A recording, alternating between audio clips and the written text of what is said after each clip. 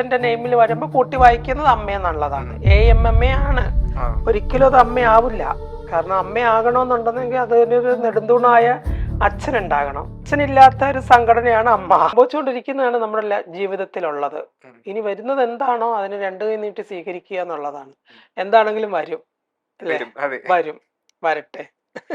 Okay. ഇപ്പോൾ ഒരുപാട് celebrity മലയാളത്തിലെ ഫിലിം ആർട്ടിസ്റ്റുകളുമായിട്ടൊക്കെ ഒരുപാട് കണക്ഷൻസ് ഉള്ള ഒരാളാണ്. അപ്പോൾ ചോദിക്കാൻ പറ്റുന്നത് അമ്മയിലെ ഇഷ്യൂസിനെ പറ്റിയാണ്. അമ്മ സംഘടനയിൽ നടക്കുന്നതാണ്. വളരെ എലൈറ്റ് ആയിട്ടുള്ള ആളുകൾ അംഗമായിട്ടുള്ളൊരു സംഘടനയാണ്. എന്തുകൊണ്ടാണ് അവിടെ ഇങ്ങനെ തുടരെ പ്രശ്നങ്ങൾ ഉണ്ടാകുന്നത്? അല്ല, ഇത് അമ്മ എന്ന് പറയുന്ന ഒരു സംഘടന എനിക്ക് തോന്നുന്നു അമ്മയുടെ ആദ്യത്തെ ഷോയ്ക്ക് പാർട്ടിസിപ്പേറ്റ് ചെയ്ത ഒരു മേക്കപ്പ് ആർട്ടിസ്റ്റ് ആണ് ഞാൻ. അമ്മയുടെ ഫസ്റ്റ് ഷോ മുതൽ പിന്നെ അങ്ങോട്ട് നിരവധി ഷോസിന് ഞാൻ ഉണ്ടായിരുന്നതാണ്. എനിക്ക് തോന്നുന്നു ആ ഒരു കണക്ഷൻ അമ്മ എന്ന് പറയുന്ന ദാറ്റ്സ് നോട്ട് എ അമ്മ, അതൊരു അസോസിയേഷന്റെ നെയിമിൽ വരുമ്പോ കൂട്ടി വായിക്കുന്നത് അമ്മയെന്നുള്ളതാണ്. AMMA ആണ്. ഒരിക്കലും അത് അമ്മയാവില്ല. കാരണം അമ്മയാകണമെന്നുണ്ടെങ്കിൽ അതിനൊരു നെടുന്തൂണായ അച്ഛനുണ്ടാകണം അല്ലേ? അച്ഛനില്ലാത്ത ഒരു സംഘടനയാണ് അമ്മ. എന്താ അങ്ങനെ പറയാൻ കാര്യം? അല്ല, അതിനൊരു അച്ഛൻ, അമ്മ, മക്കൾ, ഈ ഒരു കോൺസെപ്റ്റ് ആയിരുന്നെങ്കിൽ ഇത്രയും പ്രശ്നങ്ങൾ അതിനകത്ത് ഉണ്ടാവില്ലായിരുന്നു. ബട്ട് പേരിനൊരു അമ്മയും പ്രവർത്തനത്തില് ഒരു ചെരിപ്പോരുമാണ് അതിനകത്ത് നടക്കുന്നത്. ഇന്നും ഇന്നലെ അല്ല, വർഷങ്ങളായിട്ട് നടക്കുന്നതാണ്. എനിക്ക് തോന്നുന്നു ലാലേട്ടനും ഇന്നസെന്റ് ഏട്ടനും ഒക്കെ നടത്തിച്ചുകൊണ്ടിരുന്ന ആ ഒരു ഗ്രൂപ്പായിട്ട് ആ ഒരു ഇതുണ്ടല്ലോ, അത് പോയി.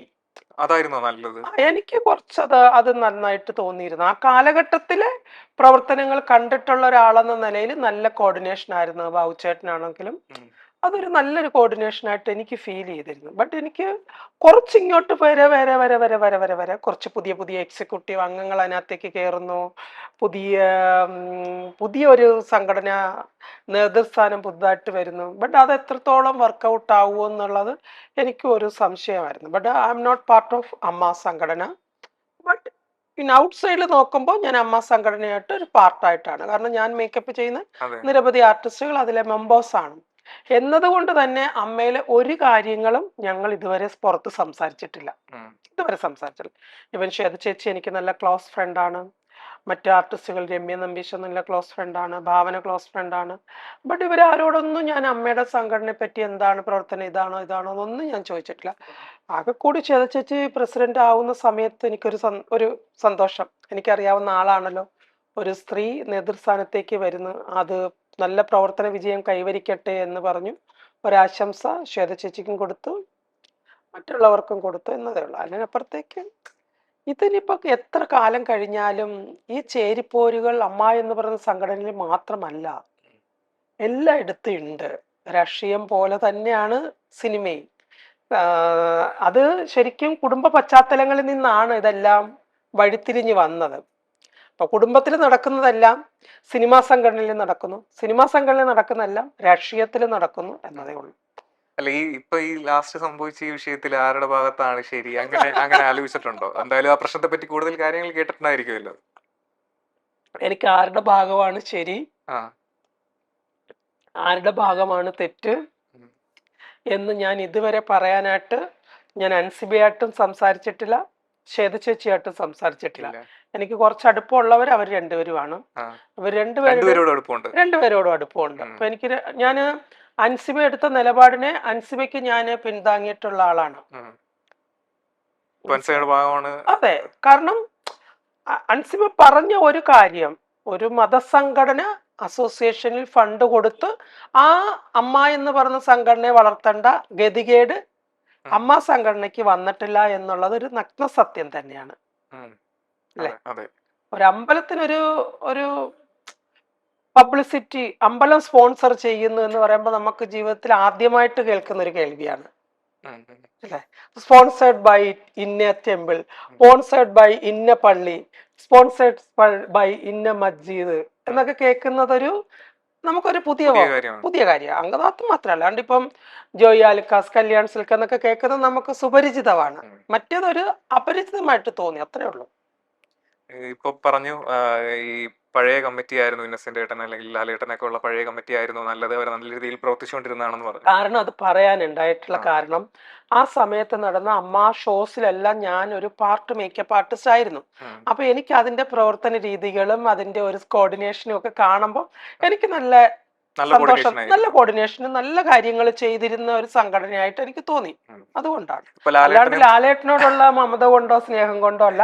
ലാലേട്ടനും മമ്മൂക്കയും ഈക്വലി ആ അമ്മ സംഘടന എന്ന് പറയുന്ന ആ, സംഘടന നയിക്കാൻ ഒരുപാട് കഷ്ടപ്പെട്ടിട്ടുണ്ട്. എല്ലാവരെയും കൂട്ടി യോജിപ്പിച്ച് അവർക്കിടയിൽ നടക്കുന്ന ഓരോ പ്രശ്നങ്ങളും അതിനെ മാക്സിമം ലഘൂകരിച്ച് എല്ലാവരും ഒന്നിപ്പിക്കാൻ ഒരു ശ്രമം നടത്തിയിട്ടുണ്ട്. ബട്ട് എനിക്ക് തോന്നിയിട്ടുള്ളത് നടി ആക്രമിക്കപ്പെട്ട കേസിൽ നിന്നാണ് ഉം. അമ്മ സംഘടനയ്ക്ക് ഇത്രയ്ക്ക് വിള്ളല് വരാൻ രണ്ടഭിപ്രായം തുടങ്ങിയത്. രണ്ട് ചേരിയും വന്നു. അതെ, അവിടെയാണ് ടു ബി വെരി ഓണസ്റ്റ്, അവിടെ രണ്ട് വിഭാഗം ഉണ്ട് എന്ന് ജനങ്ങൾ അറിയാൻ തുടങ്ങിയത് അതിനുശേഷമാണ്. ഉം. അതുവരെ അമ്മ സംഘടന ഒന്നായിരുന്നു.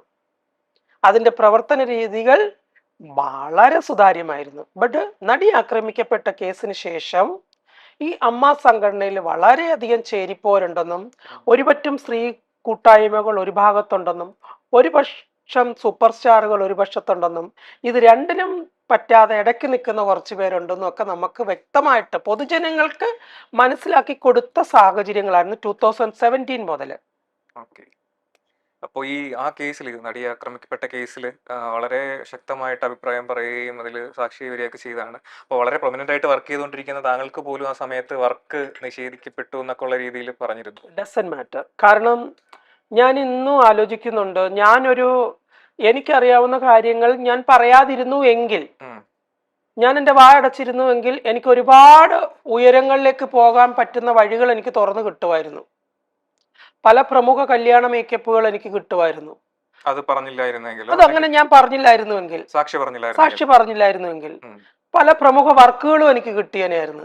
എന്നെ കൂടുതൽ മാർക്കറ്റ് ചെയ്യാൻ പറ്റുന്ന അവസരങ്ങൾ എനിക്ക് കിട്ടുമായിരുന്നു. അവർ ഓഫർ ചെയ്തിരുന്നോ? ഓഫർ ഒന്നും ആരും ചെയ്തിട്ടില്ല, ഞാൻ പറയുവാണ്. ആരും എനിക്ക് സൈലന്റ് ആയിരുന്നെങ്കിൽ എനിക്ക് കിട്ടുമായിരുന്നു എന്നുള്ളത് എനിക്കറിയാം. ബട്ട് ഞാനത് അങ്ങനെ പറയാതിരുന്നുവെങ്കിൽ എനിക്ക് മനസ്സമാധാനത്തിൽ ഉറങ്ങാൻ പറ്റില്ലായിരുന്നു. ഞാൻ മാർക്കറ്റ് ലെവല് ഹയസ്റ്റിൽ എത്തി നിൽക്കുമായിരുന്നു. ബട്ട് എനിക്ക് ഉറക്കം എന്ന് പറയുന്ന സംഭവം കിട്ടില്ല. കാരണം എനിക്ക് കണ്ട കാര്യം, എനിക്കറിയാവുന്ന ഒരു കാര്യം ഞാൻ പറഞ്ഞു എന്നുള്ളത്. അല്ലാണ്ട് ഞാൻ ഒരിക്കലും പോയിട്ട് ഇദ്ദേഹം അത് ചെയ്തത് ഞാൻ കണ്ടു, അല്ലെങ്കിൽ ഇദ്ദേഹം കൊട്ടേഷൻ കൊടുക്കുന്നത് ഞാൻ കണ്ടു എന്ന് ഞാൻ ഒരിക്കലും ഒരിടത്തും പറഞ്ഞിട്ടില്ല. എന്റെ കണ്ണിൽ കണ്ടത് ഞാൻ പറഞ്ഞു എന്ന് മാത്രമേ ഉള്ളൂ. അങ്ങനെ മുന്നേ അങ്ങനെ ഒരു ഇൻസിഡന്റ് ഉണ്ടായിട്ടുണ്ട്, അത് ഞാൻ കണ്ടിട്ടുണ്ട് എന്നുള്ള രീതിയിലാണ് പറഞ്ഞത്. അതെ.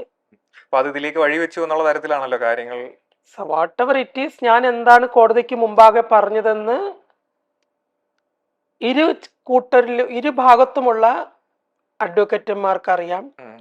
എൻ്റെ സാക്ഷിമൊഴി രേഖപ്പെടുത്തിയ ജഡ്ജിക്ക് അറിയാം ഞാൻ എന്താണ് അവിടെ പറഞ്ഞിരിക്കുന്നതെന്ന്. അവിടെ കൂടിയിരുന്ന മറ്റ് അഭിഭാഷകർക്കറിയാം ഞാൻ എന്താണ് പറഞ്ഞതെന്നുള്ളത്. അതിനപ്പുറത്തേക്ക് നമുക്കൊന്നും തെളിയിക്കേണ്ട കാര്യമില്ല. അത് കഴിഞ്ഞ ചാപ്റ്റർ കഴിഞ്ഞു, അത്രേ ഉള്ളൂ. ഇപ്പോ മുന്നേ ഒരു ഇന്റർവ്യൂവിൽ ഇങ്ങനെ സംസാരിക്കുന്നുണ്ടായിരുന്നു, കുറച്ച് നാൾ മുന്നേ ഉള്ള ഇന്റർവ്യൂ. അതിൽ പറയുന്നത് ആ സമയത്തും, അതായത് അപ്പോഴും ഇതിന്റെ പേരിൽ, അന്ന് ആ സാക്ഷി പറഞ്ഞതിന്റെ പേരിൽ വർക്കുകൾ നിന്ന് ഒഴിവാക്കുന്നുണ്ട് എന്നുള്ളത്. ഒഴിവാക്കപ്പെടുന്നുണ്ടാവും, അതിപ്പോഴും ഉണ്ടാവുമായിരിക്കാം. ഇപ്പോഴും ഉണ്ടാകാം ചിലപ്പം. അല്ല, എന്നെ സംബന്ധിച്ച് എനിക്കെപ്പോഴും എൻ്റെതായിട്ടുള്ള ഒരു വഴി തെളിച്ച് അങ്ങനെ പോകാനാണ് താല്പര്യം. ഞാൻ പണ്ടും അങ്ങനെ ഇടിച്ചു കയറി ഒരു ആർട്ടിസ്റ്റിന്റെ അടുത്ത് വർക്ക് ചോദിക്കുകയോ എനിക്ക് ആ വർക്ക് കിട്ടണമെന്ന് പറയാ. ഇവനിപ്പോൾ ഒരു കല്യാണ മേക്കപ്പിന് എന്നെ ബുക്ക് ചെയ്താൽ, അവർ ബുക്ക് ചെയ്താൽ മാത്രമേ ഞാനത് ഉറപ്പിക്കുന്നുള്ളൂ എനിക്കാണെന്നുള്ളത്. അതർവൈസ് ഒരു എൻക്വയറി വന്നാൽ ഞാൻ അവരെ പുറകെ പോയിട്ട് എന്താ എൻക്വയറി, നിങ്ങൾ വിളിക്കാത്ത എന്താ, ഇതൊന്നും ഞാൻ ചോദിക്കത്തില്ല. അത് പണ്ടും ഇല്ല, ഇപ്പോഴും ഇല്ല. താൻ പൂർണ്ണമായും ഒരു സ്ത്രീയായ വ്യക്തിയാണെന്ന് രഞ്ജുമാർ പലപ്പോഴും പറഞ്ഞിട്ടുണ്ട്.